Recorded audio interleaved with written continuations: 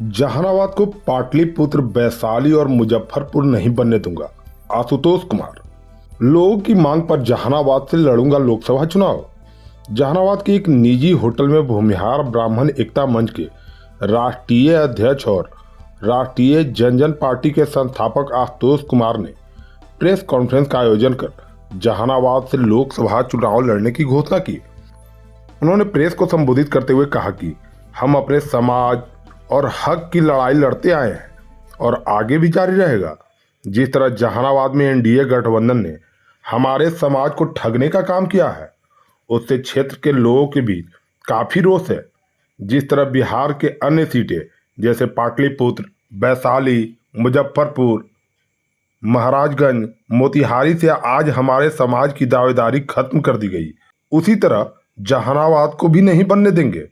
आशुतोष कुमार ने आगे कहा कि हम किसी को हराने के लिए चुनाव नहीं लड़ रहे हैं, हम जनता के लिए लड़ रहे हैं। जहानाबाद के लोगों की आवाज संसद तक पहुंचाएंगे और इस क्षेत्र के विकास के लिए हर स्तर पर काम करेंगे। इस अवसर पर कई नेता एवं कार्यकर्ता मौजूद रहे। ने कहा था कि पिछली बार आप चुनाव में आए थे, हम चुनावी मैदान में तो आप जहानाबाद से तैयारी कर रहे थे, 70-80 गाँव हम घूम लिए, उसके बाद फिर आप आए तो हम बैक हो गए, हमने आपको समर्थन दिया। तो इस बार हम आपका आशीर्वाद लेने के लिए आए। आप अभिभावक हैं, आशीर्वाद कहे कि हमारा आशीर्वाद। जो प्रयास लग रहा है कि अरुण कुमार भी चुनावी मैदान में आने वाले हैं बीएसपी। दीपक नीचे अब कौन आएंगे नहीं आएंगे हमें जानकारी नहीं है, लेकिन कल तक और अभी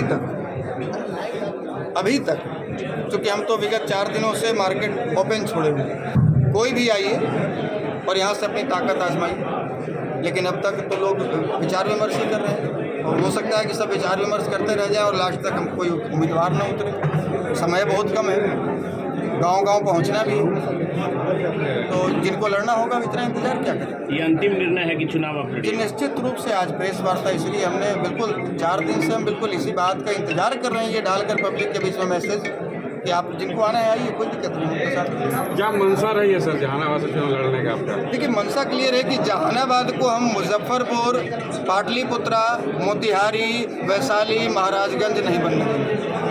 ये हमारी परंपरागत सीटें थी, हमसे छीन ली गई और ये भी अब जहानाबाद भी 2 टर्म से छीना जा रहा है। तो भाई मेरा जो अधिकार है हमको चाहिए। हम कहीं और दावा ठोकने नहीं जा रहे हैं ना।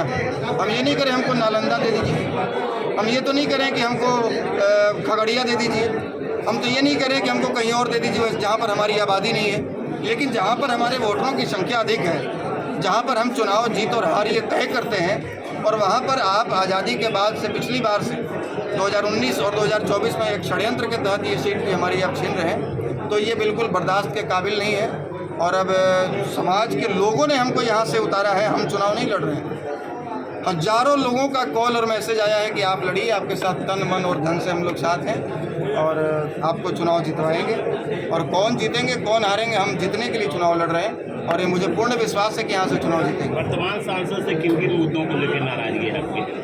हमसे ज़्यादा तो हम चूँकि इसी स्थानीय संसदीय क्षेत्र के हम भी हैं, लेकिन आम जनता से यदि पूछेंगे तो आपको ज़्यादा बताएंगे। यहाँ के आम जनता लोग कहते हैं कि हमने तो उनको देखा नहीं कि मूँछ वाले हैं कि दाढ़ी वाले हैं, प्रत्यक्ष आंखों से आज तक देखा नहीं कि वो लंबे हैं कि नाटे हैं, गोरे हैं कि काले हैं। मतलब जनता के बीच में कोई मतलब ही नहीं, जनता से कोई सरोकार नहीं है। और हमें तो ताजुब हो रही है भारतीय जनता पार्टी के ऊपर भी कि जो 1600 करोड़ रुपए का जो एम्बुलेंस का जो एक फर्जी कॉन्ट्रैक्ट में जो सांसद महोदय का पुत्र है जिनका नाम आया था, तो यही हमारे पगड़ी वाले जो प्रदेश अध्यक्ष जी हैं और जो अभी उप मुख्यमंत्री जी हैं, ये विधानसभा में खड़ा होकर और कितना आरोप लगा रहे थे, जलील करा रहे थे कि ऐसे ऐसे भ्रष्ट सांसद नीतीश जी रखे हुए हैं अपने पार्टी में, और किस मुंह से वो अब इस सांसद के लिए, उस भ्रष्ट सांसद के लिए चुनाव प्रचार में आएंगे और वोट मांगने आएंगे।